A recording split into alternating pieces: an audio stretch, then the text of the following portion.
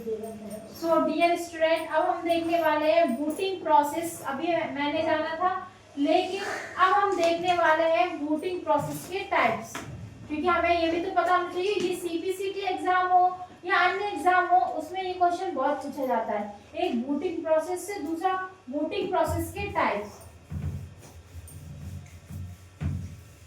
तो यहाँ आप लिख सकते हैं टाइप्स ऑफ बूटिंग प्रोसेस। तो लिखेंगे कितने होते हैं, 2 टाइप्स। एक होता है हमारा कोल्ड बूटिंग, एक होती है हमारी कोल्ड बूटिंग और एक होती है वार्म बूटिंग। आप दोनों चीज बड़े ध्यान से समझना कि क्या होता है, ठीक है। कोल्ड बूटिंग जो होती है, जैसे मान लीजिए हम कंप्यूटर पे काम कर रहे हैं, ठीक है, काम कर रहे हैं और हमने क्या कर दिया, कंप्यूटर ऑफ कर दिया और कंप्यूटर हमने कम से कम 4 से 5 घंटे के लिए छोड़ दिया, ठीक है।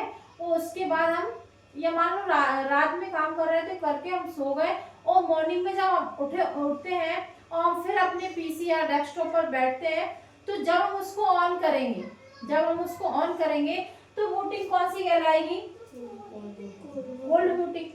तो हम कह सकते हैं सिंपल सी लैंग्वेज में कि जो स्टार्ट कंप्यूटर होता है वो कौन सी बूटिंग।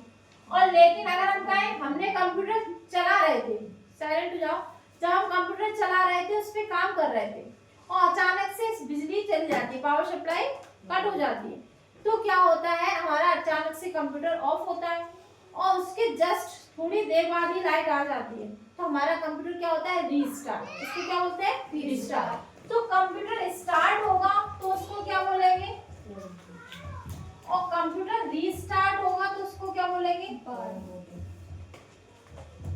सो स्टूडेंट बताइए ये चीज समझ में आ गई।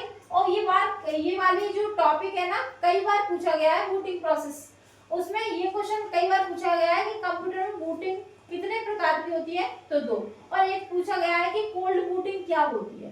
तो हमें उस कंप्यूटर जो लैंग्वेज बनाता है एग्जामिनर, उसकी एग्जामिनर की बस लैंग्वेज को पकड़ना है कि उसने किस टाइप से क्वेश्चन पूछा है, और हमें किस पे ध्यान रखना है कि जो स्टार्ट होने की प्रोसेस है वो कोल्ड बूटिंग, और जो कहीं ना कहीं बिजली जा रही है या क्वेश्चन को कैसे भी घुमाए, रीस्टार्ट की कंडीशन दिखे तो वार्म बूटिंग। क्लियर है, ऐसे ध्यान रख लो। जब कंप्यूटर ज्यादा समय के लिए ऑफ रहता है तो वो ठंडा हो जाता है, इसलिए कोल्ड बूटिंग, और तुरंत गर्म में ही चालू या काम कर आप देखते होंगे मोबाइल चलाते चलाते गर्म हो जाता है, कंप्यूटर चलाते चलाते गर्म हो जाता है, तो वो गर्म होने का कारण मतलब वार्म बूटिंग।